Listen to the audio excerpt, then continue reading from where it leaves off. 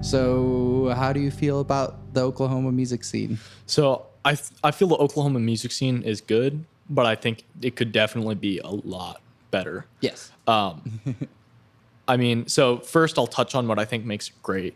And what I think makes it great is that it's big enough to where there's really, really great bands. Yeah. So, I talked about Mad Honey, Don't Tell Dina, Johnny Manchild and the Poor Bastards, Bad Jokes. There's all these bands that are just releasing incredible music that is unlike other stuff that you'll even hear.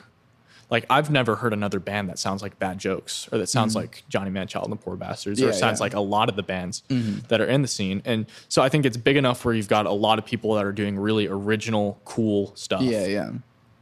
But I also think it's small enough where it's not so extremely competitive between those people. Yeah. It's still, still friendly, you know, and it feels just sort of friendly, you know. It's not like there's not really like, oh, this band is way bigger than everyone else, so we all have to hate them because they're taking all the shows. Like, that doesn't happen here. So, but then I think the issues and a lot of the issues that are sort of present in the scene is that there's not enough support for artists, you know. And I mean, that's kind of an issue anywhere, but I feel like especially, you know, in the South or kind of South Midwest on the border of that, you know, just in this area of the country, is that people don't value music as much as I think they should.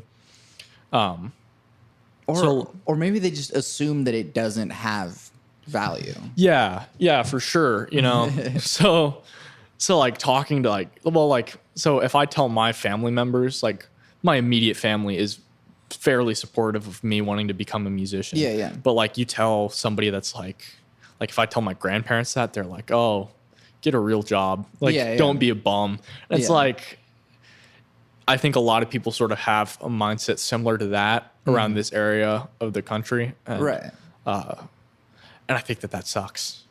While at the same time being like, oh, Leonard Skinner is the best thing, the greatest thing ever. Happened. Yeah, they're not open-minded to new stuff.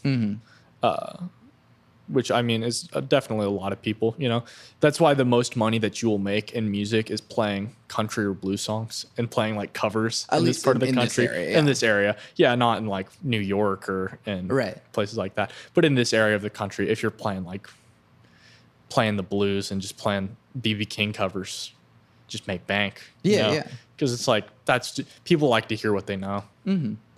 And I mean, the familiarity. You know, you can't force people to want to listen to new music, but it definitely sucks that they don't want to listen to new music. And I think another kind of issue in the scene is that there's not enough like support. I don't, if that makes any sense. I think it's getting better. You know, you've got places like OK Sessions, you know, Make Oklahoma Weirder, and you've got, you know, venues like Tower Theater that are really supporting a lot of growth. But I mean, for every Tower Theater, there's 5 bars that have no PA, that then yell at you whenever they tell you that they've got sound, and you get there and there's not sound, and or that there's, you know, there's all kinds of stuff like that. Or that it's all bars is one major issue for me. Yeah, exactly. Being 16, you know, like there's 2 places that consistently have all age shows in Norman. 2. That's it. You know, I can't go to Red Brick. I can't go to the Deli. I can't go to Blue Bonnet. And why can I not go? Because I can't buy alcohol. But all the bands are playing there. And that I think is a big, big issue. Because it prevents a lot of, so I've got friends that are younger kids that would be really into local music, but that they can't be because they just can't go to shows. The bands that they like do not play shows that are all ages at venues like, you know, Resonate or Opolis are the 2 ones that are all ages. So I mean, and that sucks. Opolis still has a bar. Opolis still has a bar and does 21 plus shows. So like it's like flip a coin. So, I mean, and that sucks. So any business people in Norman or in Oklahoma hearing this, open up all age venues and like I mean, kids will come, but I mean, they also, you know, their whole thing is, oh, we're making money off of selling alcohol. But I've got friends that are like in other bands that are just teen bands that would love to go to shows. Yeah, and love to go to more shows. And it's like, but we all go to Resonator and just hang out and go to shows there. Yeah. And it's like, we would go, you know, other places, just can't. I mean, that's I kind of went on a huge rant about that, but that is something that I'm really very, I feel that way about it too, because it's like, I mean, I think I understand from the venue owner's points of view is that a lot of their money isn't going to come from door charge. Yeah. And I definitely understand that. And I mean, they could make more money if they were promoting the shows that they're having at their place. But, but yeah, most of their money comes from like, I've played at VZDs more than a few times. And yeah, their money comes from selling food and selling drinks. And if you have a door charge, maybe they'll pay you. But the fact of the matter is that, like, yeah, they have to make money. And, well, but we have to make money. The thing is, it's a business, and it's like, you have to make money. But what you need to understand, music is just as much a job as, you know, being a bartender is, or, you know, whatever. And it's like, more places, I think, need to understand that it's not, you know, I already said this, but it's not a hobby. Yeah. Well, I mean, it is, you know, to some extent it is, but it's also very much people are doing this for a living, and they need to make money. And the amount of work that it takes to put together a 45-minute set list, an hour-long set list, a 2-hour-long set list, is a ton of work. It is. It's a lot of work that we're not paid for. Yeah. Well, or like they'll be like, oh, well, we haven't heard you play before, so you're gonna just get exposure. It's not gonna be like a paid thing. And it's like, you're the headliner. I'm supposed to make money. People are coming here to see me. Yeah. You know, and I think it's kind of crap. That's like my one major grievance with the scene, is that it's just all age venues and then venues not paying artists. It sucks. But then the hard part is that how do all age venues make money? How does Resonator make money? Well, Resonator, there's just door charge, and I'm pretty sure they're a nonprofit as well. They just have volunteers. Sure. So like all their money art gallery. They do a bunch of art stuff there. So it's like all the money that they make off of shows just goes towards maintaining Resonator. Exactly. But like you're not always going to be able to run a venue that it's just volunteers, because there's just not enough people to volunteer. But I also think, again, that we're talking about this, that is another great thing that OK Sessions does, is organizing events that are all ages, that have those good bands, you know, like Rooftop Hop, or you know, the indie sessions that they're doing at Trolley Stop. Like, I think that they are one of the most positive forces in this scene, just for supporting artists and for just for sort of having a voice for the artists. You know, it's almost like a union, like a musicians union, but like not really, if that makes sense. I don't know, because I feel like they definitely are representing the artist. You know, where a lot of people are not. They see it from the perspective, and they are trying to support the scene, instead of being like a venue where the venue just cares about how much money are you going to make me tonight. Sure. That would be another thing, is that if the venues actually cared about the music happening rather than just the money. Which, I mean, there's some places like that, like, but I don't know. I mean, like, I can't imagine a lot of the places are like a lot of the bars are like following the local music scene super closely. Like, I mean, the deli is. And you can tell because they really care, or like, and they have just the weirdest stuff. Through there. I mean, like, Jarvix did a theremin show there. It's like, or also Sauced. Sauced, and that's because Electra does booking for there.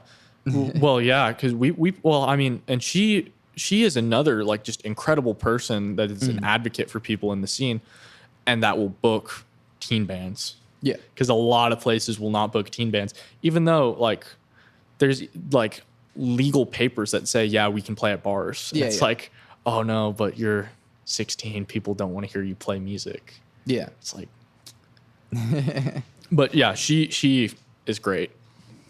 I mean, I guess there could be alternative ways for all age venues to make money. There's actually, have you heard of the Music Room? I have not. That's because no one ever goes there. Yeah. And they're an all age venue. They like specifically wanted to be an all age venue, and it's attached to a pizza place. That sounds awesome. McSalty's. Yeah, I'll check that out. Right, but like I don't think many people book there. Yeah. One, it's in kind of a sketchy area. But like it's a cool place. Yeah. So I mean there's alternate ways of making money. And if it's not alcohol, you can at least buy food. I mean the difficulty have cooks. The whole difficulty is just, you know, what is always better for the artist is not always what's better for the venue. And the venue is not going to care what is best for the artist. Right.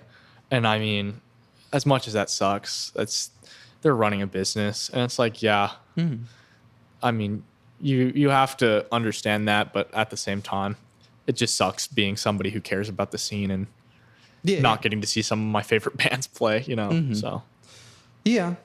And then there's the hurdle of recording too. Oh yeah. Well, that's something. And every time I hear that a local band is recording, I get worried. And the reason I get worried is not because I think, oh, they're bad, because they're great. The reason I get worried is because people are going to hear the recording, and sometimes the recording does not always portray the band the way that they actually sound, just because, you know, they don't have enough money to go to a studio, and studios are expensive. Studios are expensive. It's very expensive. And it's like if they hourly or daily costs. Yeah. And if they don't have the recording know-how or the equipment to do it, then it can result in a recording that just does not portray the band accurately and gives you a sound that a lot of the times just is not great. Which I mean, I think that's definitely not as huge of an issue. It's becoming less of an issue because I think it's becoming easier and easier for people to, you know, self-record. I mean, you listen to, I'm pretty sure Mad Honey, they do all their stuff, you know, like DIY and, or like Bad Jokes right now is recording an album just like at their house, you know, or like, great example. Don't Tell Dina. They recorded their last album, you know, they spent more money on pizza at like the promotion party for their bus than they did recording that album. Yeah. And so I definitely think it's becoming less of an issue, but it's still definitely an issue that happens. But the other part of that too is that like Campbell produced that EP. Yeah. And Campbell went to ACM for music production. So I mean, like, I trust that I could record my own album, and I wouldn't be happy with how it would sound because I don't have the equipment for it. Nor do I have like the room or whatever. Yeah. And so no matter what, even if you're going to go to a studio or do it yourself, you still have to pay for a crap ton of equipment. It's just expensive, and that's why so many people just don't have the money, and that's why it ends up, you know, they try and cut corners. Yeah. And, you know, the recording, the studio recording is important. You know, the live show is important. And like, if you like, I mean, there's never been a case where there's been a band that sounds bad live that sounds great on the studio. At least for me, for like local bands. I mean, I've never really heard of a local band that I thought sounded bad live, but regardless. But there are bands where I've been like, wow, you are great live. And then I listen to their studio stuff and I'm like, I wish you sounded like as you did good live. As you did live, yeah. But it will be the stuff like, oh, they used e-drums or they recorded directly into the audio interface. They didn't record an amp. Right. You know, and it's, I mean, you can't really blame the band because it's like, it's so expensive, but it just, it's sad because I think that also maybe turns off people that are potential fans. Yeah. You know, and that's the that's the hurdle that I've been running into, is that I don't have any studio recorded like albums yet. Yeah. And then if people don't know your songs, and it's like they come to a show and it's like, unless they've somebody that has been to multiple of your shows, it's right. It's that's just a hurdle for, I think, local music period though. And it sucks. It's not a fun issue to have, because that's another issue my band has, is we've got originals that we've got and we play them, but it's like, we don't have these recorded until yet. you record them, then you're not going to be able to show people what you guys sound like. Yeah, and that's an issue with a lot of venues. Or you'll book and they'll be like, well, can you send me like a demo or something? And you're like, I don't have anything recorded. Sorry. Here's like my friend who was at the show who like, recorded a clip. Shaky phone cam footage that's like the phone speakers are crappy. Yeah. It's tough. Yeah. But the other part too is like social media. And so, yeah, social media is big. You do need your friend with the crappy phone footage. Yeah. Because I mean, if you don't have a social media presence, you can be booking shows, but if you're not promoting those on social media, like, people 9 times out of 10 will not come. Right. Because it's so ingrained and within the music scene, you know? Yeah. So like, I mean, I was plugging my band's Instagram, you know, like, yeah. That's how we communicate with people when we're playing, you know, like, I mean, we'll put posters around town, but like, who looks at posters? Who goes around town? You know, people sit on their phones and swipe their Instagram and see, oh, the Kellys are playing? Yeah. Why don't we go to that? I'm not busy that night. I mean, I hope that's what they say when they see the Kellys are playing. Right. But yeah, I mean, it's difficult. And I think that being a local artist is difficult because there's a lot of hurdles that you have to overcome in order to become a successful local artist. Yeah. And it's really a grind, you know? Yeah. So, I mean.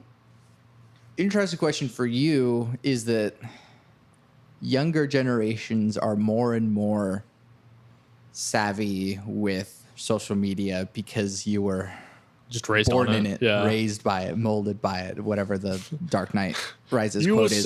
You simply adopted the social media. I was born to it. Yeah. So I guess since you've been kind of covering local music, can you see how different people's like social media presence is different among older and younger groups? Absolutely. And I think the portrayal on social media is everything and how you're viewed. Because you look at a band like Smoky Motel, for instance, they have a very clear vision of what they are portraying themselves as. And Steven is just very smart about the image of that band. And he's got a specific image in his mind, you know? And so that's how they're portrayed on social media. Yeah. And then there's some bands where it's just not as clear of an idea of what they want to be portrayed as. And I think that people are more drawn to sort of a clear vision of, you know, if you've got an aesthetic. Yeah. Because music, you know, people say, as much as I wish looks did not matter in music, looks matter and the aesthetic matters. Yeah. And so, I mean, I'm wearing this anime shirt.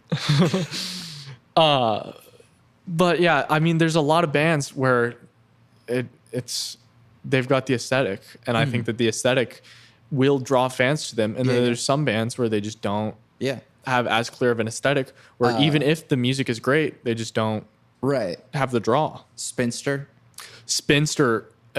Joe is masterful with that, and the Annie Oakley, they've got a very clear image. Yeah. You know, and they always look good. They always have that aesthetic, and they all the way around. They're never playing a show and wearing sweatpants. You know, exactly. Like you can't, or like, you know, they've got a look about them, and it helps to back it up with a killer performance. Oh yeah, because they're great. They're fantastic. Or talking about Spencer and Swim Fan.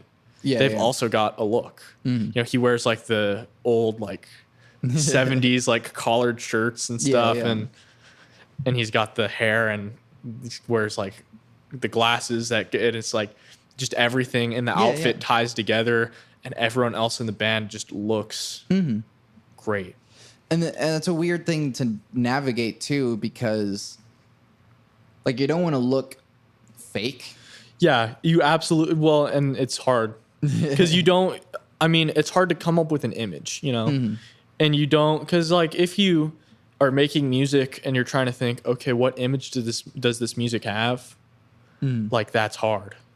And I mean, like most bands that are like huge bands probably did not, you know, specifically like so an example, Beatles, very iconic, you know, but they've got a bunch of different eras. Their thing, like The hair and the hair, and the like, everything was just, and that because it was Paul McCartney was just a mastermind of marketing and knew, okay, we need to all be like this, and it's just worked. Yeah. I mean, would the Beatles be as big as they are, or as they were, if they hadn't had that image? Maybe not. Yeah, You can't say, but I would argue that had they not had the bowl cuts, or not the bowl cuts, but the mop top and the suits, you know, Ed Sullivan Show, that is an iconic look. Yeah, exactly. And that is just the Beatles. You know, the mop top is the Beatles cut. And so I think having an image, it doesn't necessarily have to be, oh, we've all got the same haircut and we all wear suits. Right. But having some form of, you can tell, you know, it's not you picked 4 random members of the audience and they're playing together. Yeah, There's something that ties it together. And I think that's, I really don't want to say it's important because, you know, I wish it wasn't as important as it is, but it is important. Yeah. But I mean, and that's something that I struggle with too, because no, I don't have quite an image. If anything, my image is like my website, which is in black and white. Yeah. Which, And you can't do black and white on stage, you know? right, exactly. But like, I don't like separating the bass either. Like, bit depth, what you are listening to is part of my image. Yeah. Which is not an image. It's just who you are. It's Yeah. not, there's nothing artificial about it. And that's one thing that I also think is tough, like you were talking about, is having an image but not feeling artificial. Yeah. And that's something that, again, we were talking about Jo. She is great about because it's so effortless. You know? And I mean, maybe they aren't focusing on it, but it damn sure feels like they are. Yeah. You know? Right. And sometimes it just comes down to like, if you know a good photographer, get some yeah. good shots, and like that'll get you by for a while. Did you see the photo shoot Mad Honey just did with Maddie Ray Jones? I haven't, but I know about Maddie Ray Jones. They took some images like that were just in like a parking garage. Yeah, exactly. But it's like the look was just fantastic. Yeah. And it's like that is just, it's cool, you know. And if you upload, you know, I think everything now, especially with, I think social media drives this too. It's not quite like it was. You know, you could be ugly in the 30s and still have music that got huge. And I don't want to say like that's kind of, I mean, that No, kind of but went. yeah, it but sucks because that's a part of it. It's almost like, you know, you have to have a look. I don't know. It's weird to explain, Right. especially, you know, if you're thinking about it outside of music, because you're like, well, why would that matter? But then you think about if you see a band that's wearing cargo shorts and, you know, like graphic tees. I mean, maybe that is their look, but right. you know, but like if you see that, like a lot of the time you're gonna be like, really? Like, I don't know. I just think it's a sort of thing where it's like you have to have not a uniform, but some form of uniformity. Right.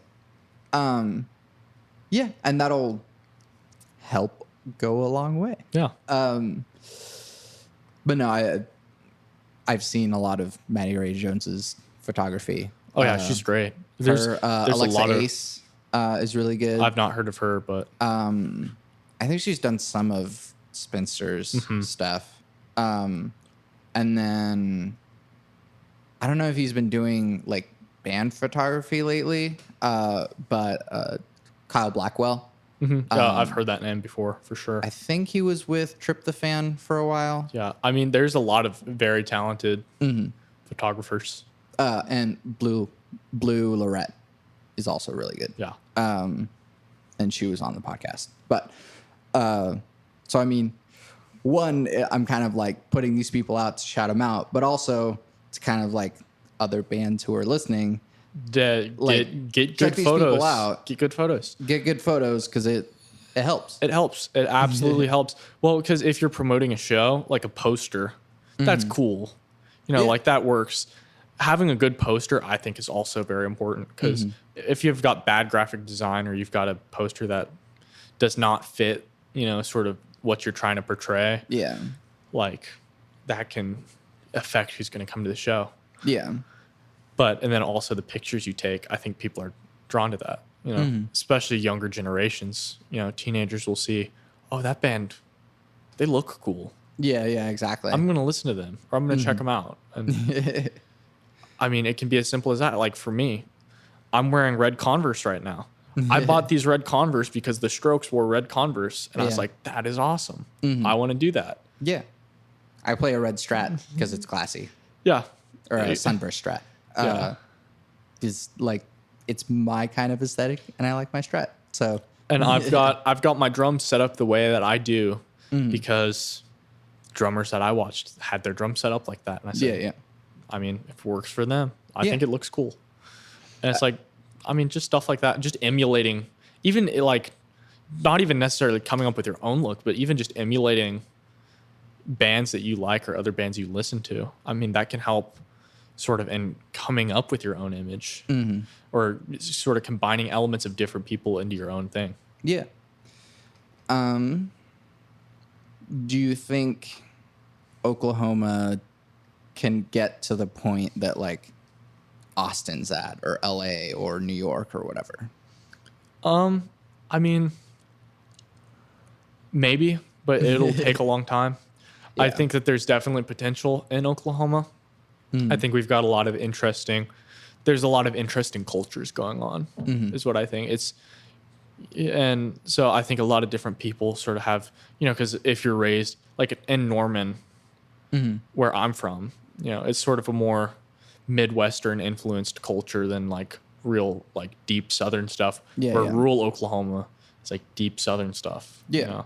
And so I think that you sort of have a combination of that stuff and then a combination of a lot of different people that live sort of in Norman, Oklahoma City in the metro sort of area. And I think that combination has a lot of potential to be great, and especially with stuff like OK Sessions pushing forward the Oklahoma scene. So, I mean, maybe. We'll see. Yeah. Or if we're even at the point of like a union or something. I don't expect that to happen anytime soon. Not even within like the next 10 years. But what do I know? It could like blow up in 2 years. You never know. And even honestly, in the time I've been in it, you know, it's been like a year and a half, 2 years, something like that. I started my blog, I think, in December of 2017. So about almost like a year and a half. Go with that. And so even in the time I've been doing what I've been doing, because before, like, I saw local bands that like whoever I was taking drum lessons from was in, but I wasn't super into it. Right. But as I've gotten into it, I've seen a lot of growth. Yeah. You know, like even OK Sessions, the stuff that they are doing. I know I keep talking about them, but really they are. They're just great. I mean, the stuff that they organize is unbelievable, and it's great for the scene. It's just, I think that they're really doing fantastic stuff. Right. And I mean, sometimes I am pessimistic about the scene. But I do think that what they are doing is really positive, or just in general, having an optimism about it, even if like. Well, they see the best in the music scene. Right. That's what I think is because like, if you talk to Christian or talk to Zoe or anybody that works there, they are really enthusiastic about what they're doing and they love it. And they really want, to make it a better place for artists to exist in. Yeah. And I think that they're definitely doing it, honestly, Yeah. What would you like to see happen? At least. And just with the scene, yeah. I mean, there's a lot of things I'd like to see happen. I'd like to see more venues. Yeah. Especially all age venues. More places that are just venues, though. And it's like, okay, we're going to have, well, I mean, not necessarily just venues, but more places where it's like, this is a dedicated space for, we're going to have like music. We're going to have other stuff too, but like music is a big part of it. Instead of being like, yeah, this is a bar. We've got a stage. We're a bar, but there's music there. There's music. And instead, I want it to be, there's music and there's a bar and like other stuff, whatever. This is for music. And if you want, there's a bar. and but to have that and to have more support, from people like OK Sessions, Make Oklahoma Weirder, even myself trying to more support and organize things or, what have you, just to try.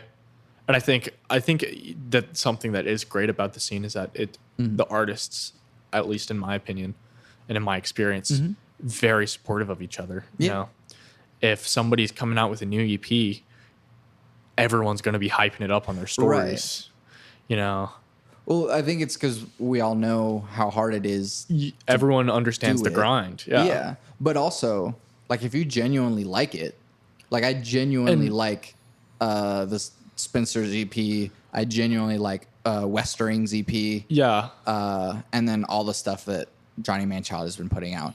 And I've just been like talking about it because it's really good. And that's the thing is the genuine interest is great. And again, goes back to Zoe and Christian and everyone on that team really, really care. Yeah. And they live and breathe that stuff. Yeah.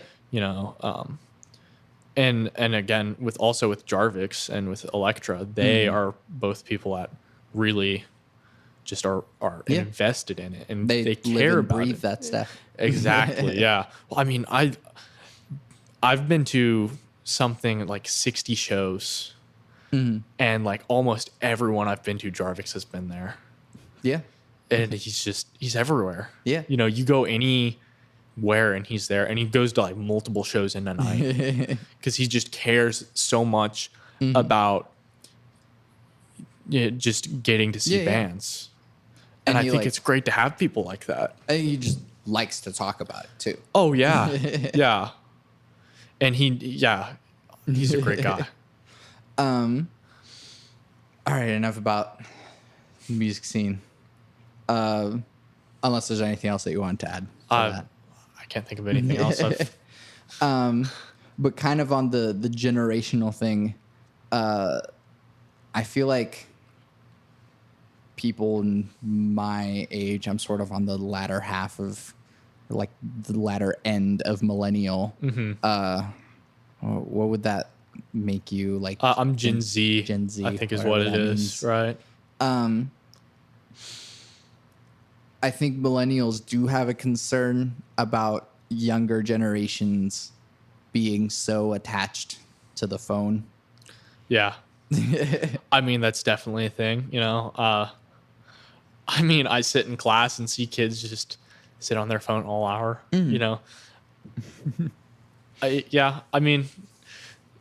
I don't know. Gen Z is definitely more than any other generation ever has been attached. Yeah. They're plugged in, right. Once again, you were shaped by it. The iPhone came out when I was in like second or third grade or something like that, like to think about somebody that's had an iPhone existed for, majority of their life versus somebody like my dad where he was like in his 30s when the iPhone came out. Right. And so it's just a different thing, it's like, and is that necessarily a bad thing is another question that I think should be asked. Right. Because a lot of the time I do think that it does prevent people from making, like a lot of people are like, oh, you're not connecting with the people around you.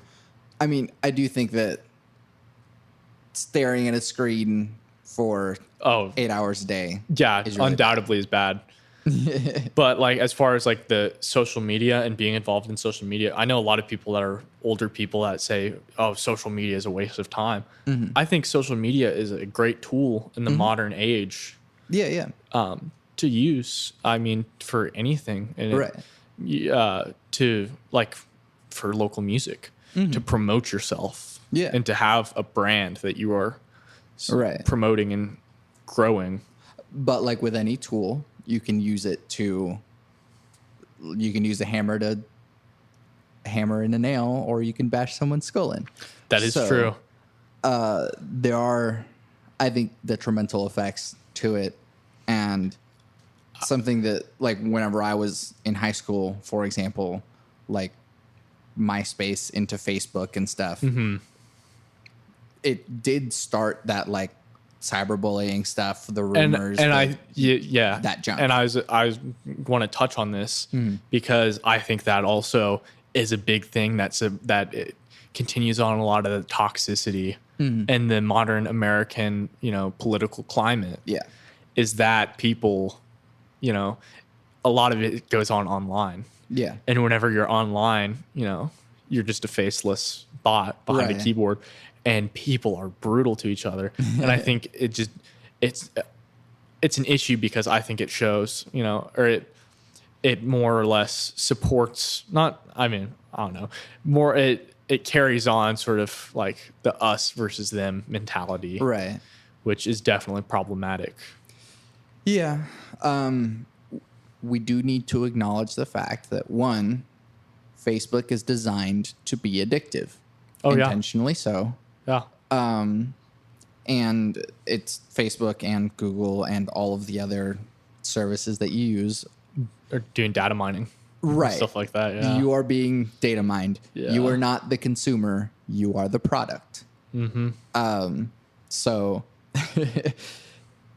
consider the fact that whenever you put your birthday on a thing, or whenever you share that you bought something, whenever you share that you went to see this movie, you are telling the whole of the network what your preferences they've got a psych profile on you. Yeah. And that's the thing that people get freaked out because they're like, oh my God, I was thinking about this and then I saw an ad for it. Well, the reason that is because the machine thinks like you. That's scary. Like I've got a friend who he's like, oh yeah, I just buy weird t-shirts at night. And it's like he doesn't get t-shirt advertisements any other time, but like he started buying, like he just bought weird t-shirts on Amazon at night and started getting advertisements for it. Specifically at night? No other time of the day. And it's like just the bizarre type of weird t-shirts that he'd like. He's got one that's like the Teletubbies in black and white. Yeah. And it just looks sinister. It's great. It's awesome. But it's like also that like the fact that they've got that targeted of an ad towards you is kind of scary. Yeah. I mean, that's kind of a we live in a society, type meme thing. But it really is like I think a major concern in the modern age, 1984, it's looking more and more as the days go on. Like that was like the government took that as an instruction manual, right? I would suggest reading Brave New World. Yeah. Because it's like the 1984 is sort of like the governmental dystopia. Brave New World is sort of like the cultural dystopia, which I think is more. It's more of what we're doing. We're in is that in 1984 it was sort of the government is like, I'm telling you what to do. In Brave New World, it was like people convinced themselves that this was the status quo. Yeah. So I feel like that's more of what we're dealing with. That. Which is kind of why I asked like the selfishness question about America, is that we are very much taught and raised and everything to be consumers and buy as much crap possible. And things are also, things like break, like the iPhones. Yeah. They make them where it's like every new one that comes out, it's like, oh, my iPhone's acting up now. Yeah. And it's like stuff just is not like meant to last because they want to sell you stuff. Yeah. And I good think old planned obsolescence. good. Yeah. I mean,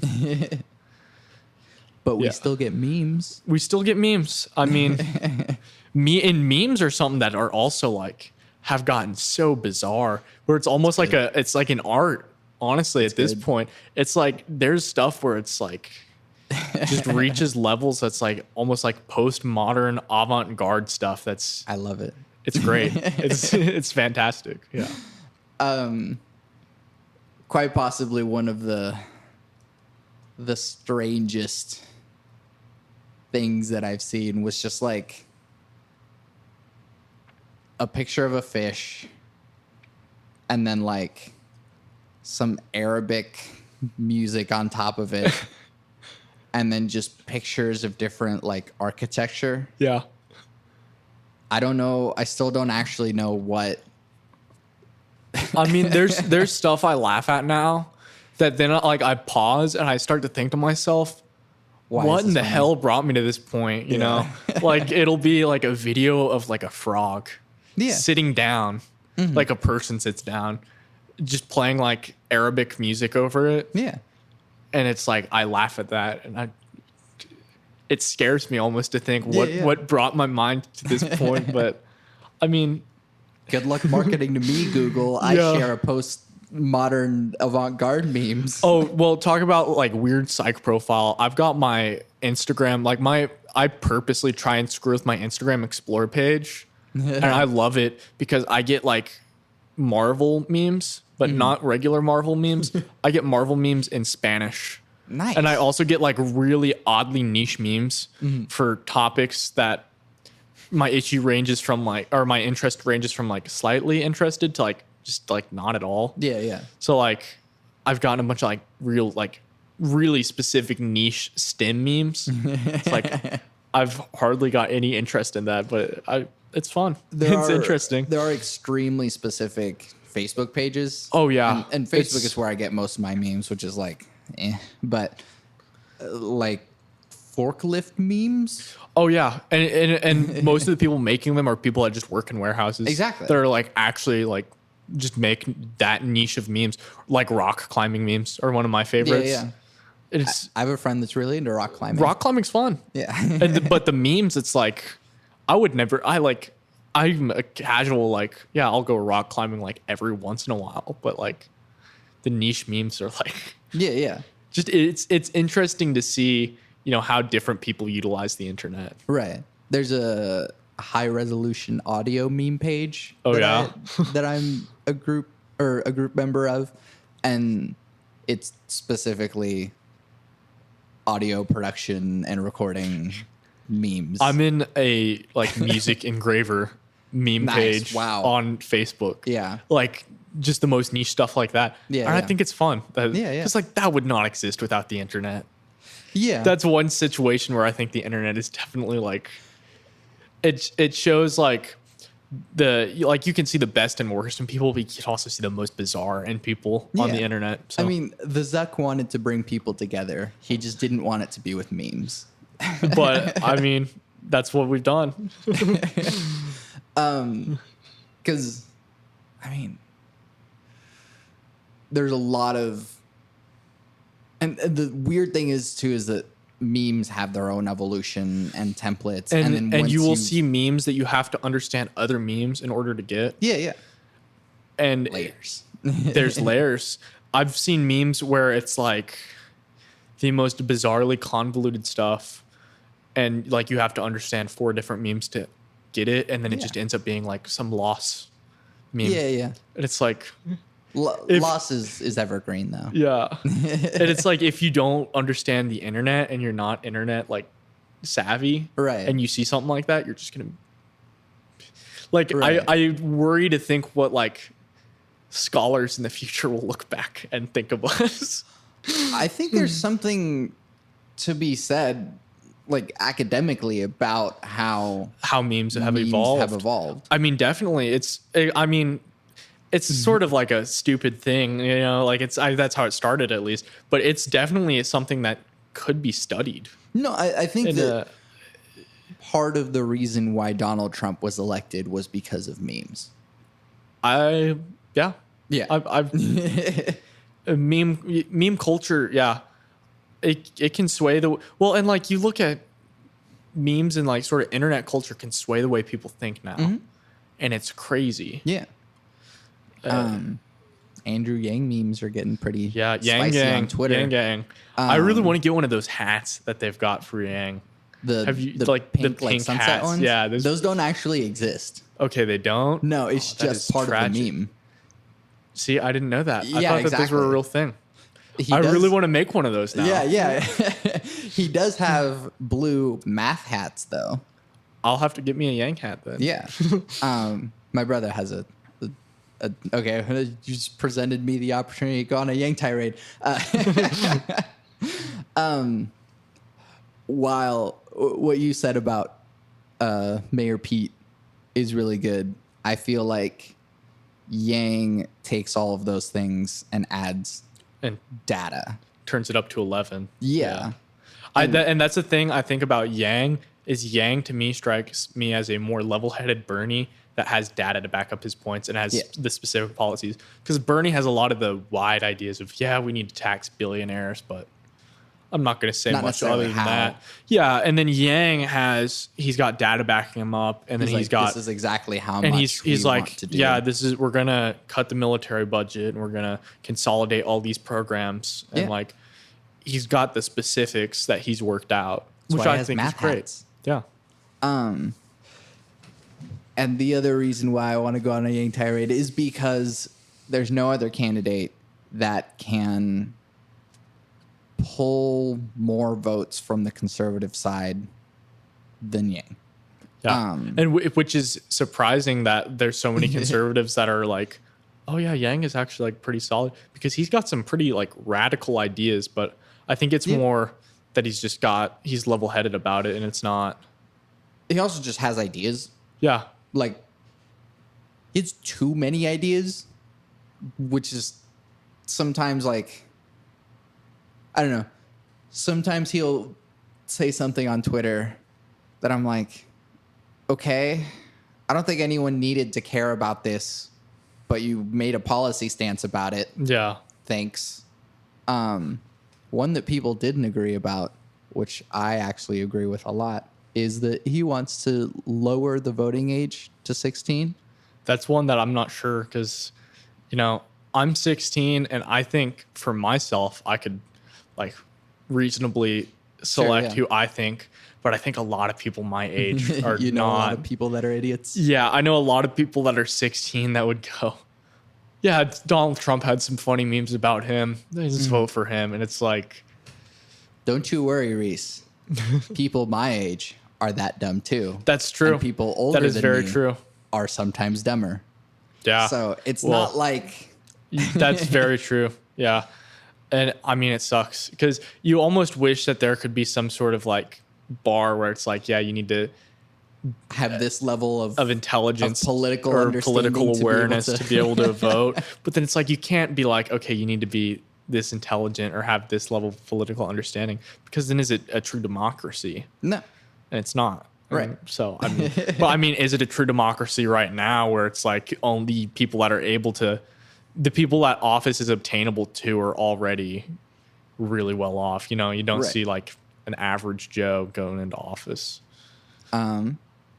Except for, I don't know how much money Pete Buttigieg makes. But he seems like a decent dude. Yeah. Oh yeah. He's like one of the few people where it's like, he seems like a relatively normal, average guy. Yeah. Instead of being like, I'm a giant businessman who owns a real estate company and I'm running for president now. Why? Because screw you, I think Andrew Yang has a bunch of money, but I can't really, he doesn't act like it. Yeah. He like did a nonprofit for years, but he doesn't wear a tie to debates. Yeah. Because he's a real human being. Anyways, I think that more so it's that I'm glad that people are more involved politically. And I think that's a result of Trump. Yeah. People that were like not super involved before realized how bad stuff gets when you don't care, and we need to start caring. And it's like, it was sort of a wake up call for people that like, you need to pay attention to this stuff because it matters. Right. I do think that in the end, in some ways, Donald Trump's presidency did a good thing for activism. I would agree. Because otherwise, people just would have supported Hillary Clinton, and that sucks. Yeah. I don't think. I mean, maybe. I don't know.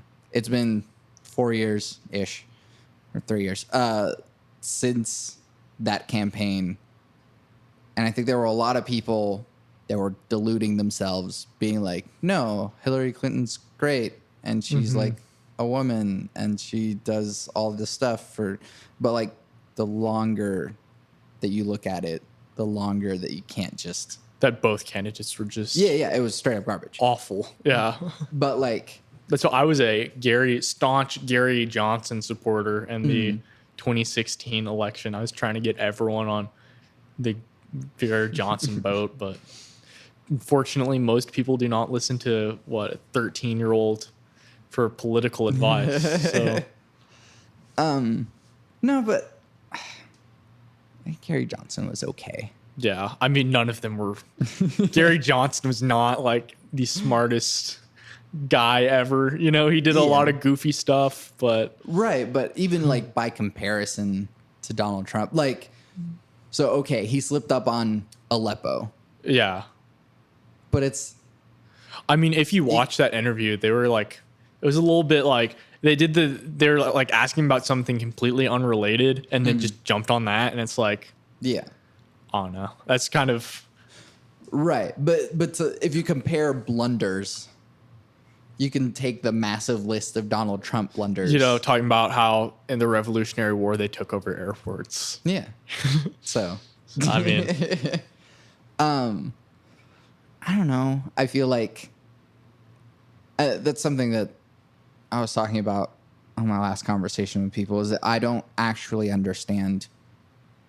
And this is probably a result of social media creating bubbles for us, but I don't actually understand how people can actually support Donald Trump anymore. Yeah, neither do I. I don't understand how somebody, especially who's a like conservative Christian and somebody who's sort of a traditionalist, can in good faith say, I think Donald Trump is like a good candidate and a good person. Right. Because you look at like a lot of the stuff he did, and it's like, if you're a Christian, like, I mean, no, I'm religious somewhat, like we talked about that, but I wouldn't say that I'm someone who can speak for like Christians as a whole. Right. Because I don't really have like traditional Christian views, but like to say, oh yeah, I think that like Donald Trump is somebody that loves his neighbor, or that, because he's really not. Right. And it's like, yeah, it's... So, I don't know. And maybe, whoever's listening, like, shed some light on that to me, because I'm clueless. Because if you have kids, I don't know how you could raise your kid and point to the president and go, that is exemplary behavior. I want you to follow that example. You think, and then also to be someone with a family and be able to support that, thinking about how he supports ICE and separating families. Yeah. And it's like, that is like, people say, oh, well, they're breaking the law. What law? Like, coming across the border illegally, like, that shouldn't.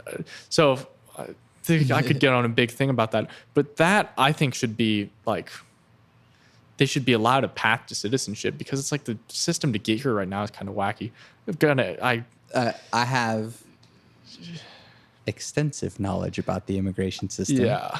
I could go on a huge rant, but like, man, I think the idea that, okay, you came here illegally, so now you deserve to be separated from your family and be treated like you're not a human is just the worst thing. One, it's not illegal to seek asylum. Yeah. Two, there is no path to citizenship because there's no path to permanent residence. Mm-hmm. And people don't know that there's a difference between citizenship and permanent residence. Permanent residence is synonymous with a green card.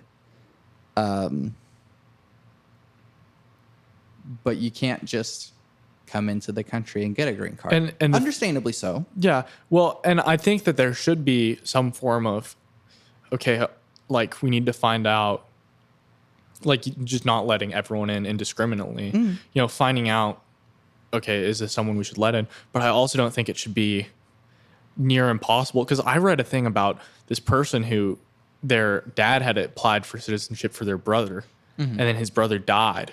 And he went to Mexico and like went to his brother's funeral, came back, and like 2 or 3 years later, his brother got approved for citizenship. And it's like that, like a system like that is just, to me, right? Because I think that, you know, we're a nation of immigrants.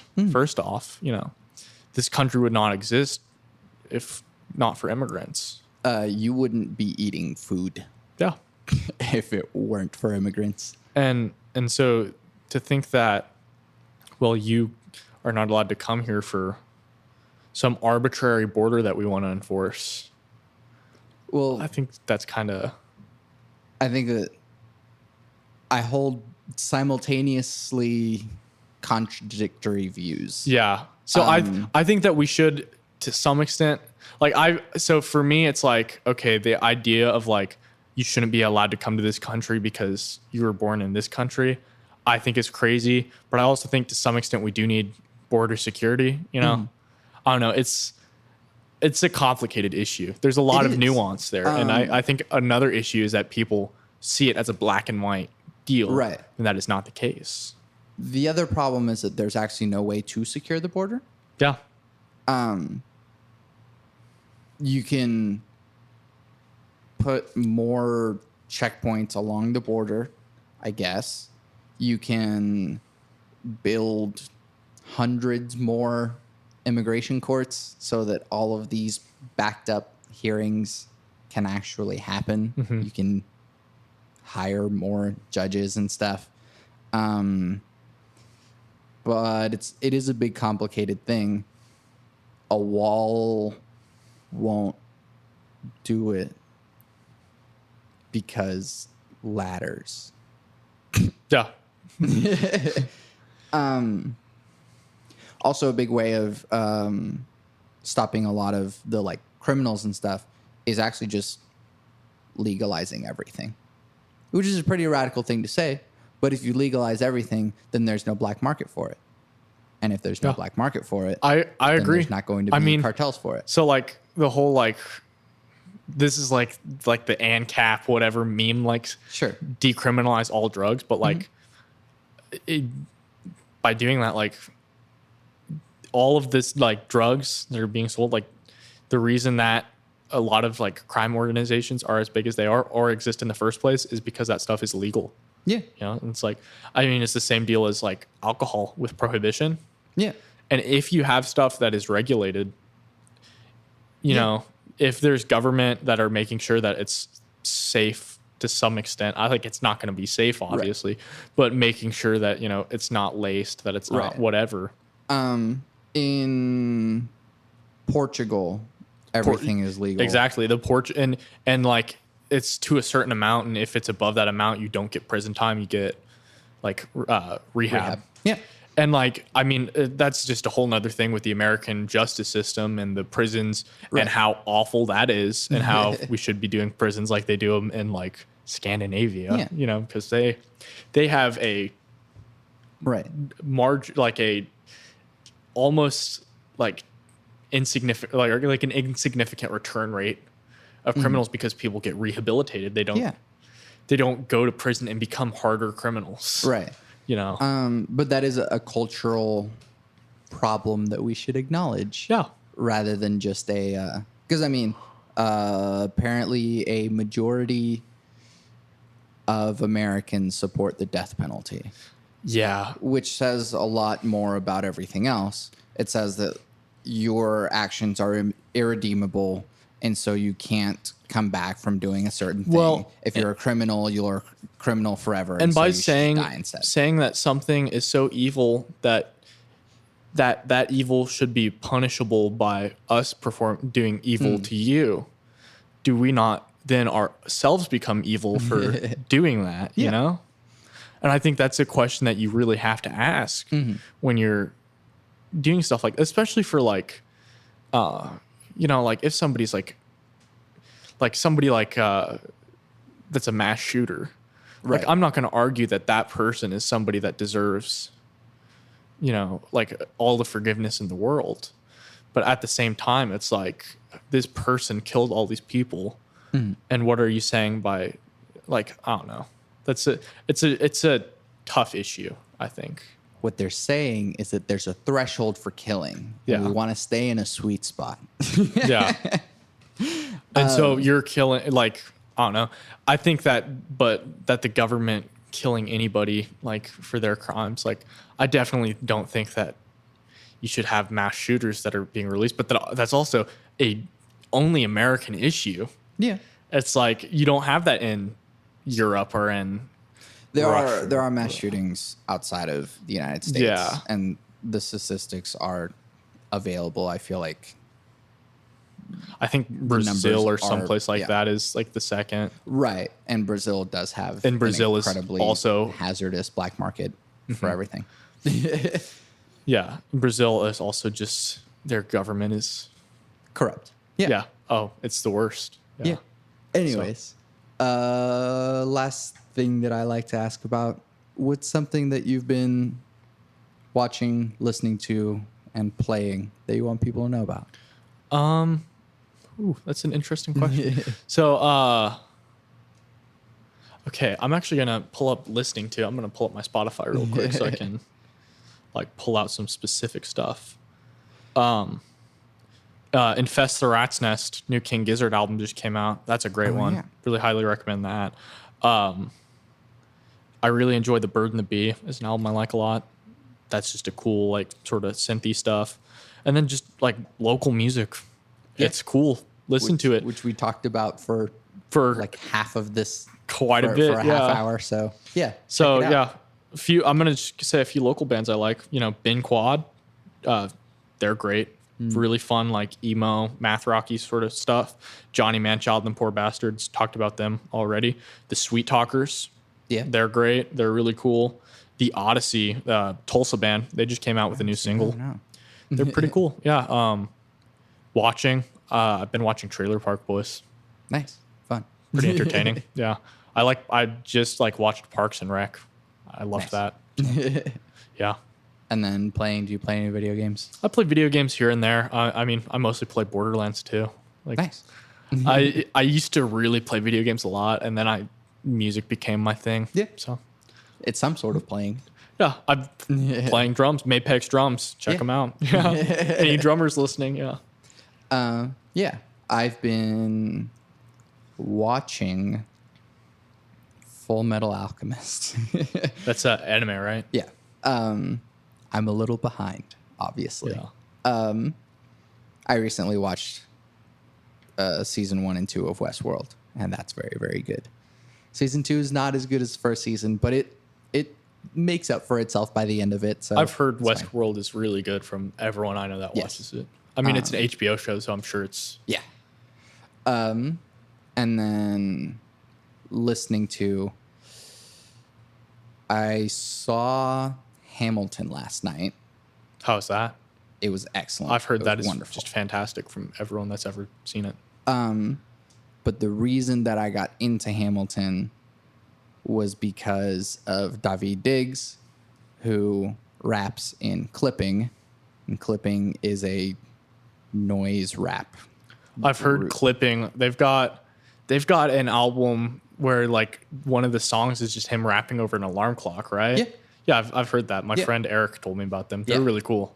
They're really good. Yeah. And Daveed Diggs is probably my favorite rapper right now.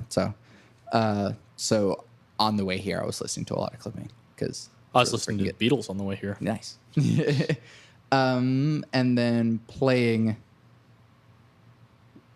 I recently beat Thomas Was Alone, which is a little indie game, and Guacamelee 2. And I've been playing the Turing Test.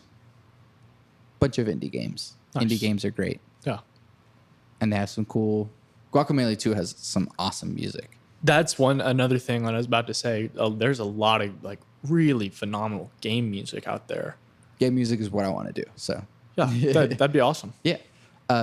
Check that stuff out. Anyways, I'm Santiago Ramones. I'm Reece Carmen. Plug your stuff. All right. So reece.carmen.music on Instagram. Check that out. I talk about local music, sometimes other stuff as well. And then also at the Kellys. Okay. That's at, the, and then KELLEYS. Okay. Yeah. And that's my band. I play drums, and in that band I play other instruments as well. But yeah, that's like my main sort of music thing. You also play and sing. I do. I play and sing drums. Yeah, it's sort of the Don Henley impressive thing to do. It's a blast. I mean, at first I was like just tempo all over the place, but I hope that I've gotten better. Right. I mean, come see us play, and maybe you can judge me and tell me. Yeah. Anyways, yeah. Yeah, and check out the local music scene stuff that Reece talks about, because it's really cool stuff that's happening in our neck of the woods. And pay for music. Pay for music. Yeah. if you take anything away from this, support artists. Yeah. Yeah. Again, thank you for doing this with me, dude. Thank you so much. This was a blast. I'm Santiago Ramones. I'm Reece Carmen. You can find everything that I do on my website, santiagoramones.com. Check out Machinations. That is santiagoramones.com/podcast/machinations. It is Black Mirror, but with music. Ideas in the future and technology, but with music. And I was in the podcast with my 3 things. They shape my life philosophy. Those 3 things are: love never fails, it's going to be okay, I might be wrong.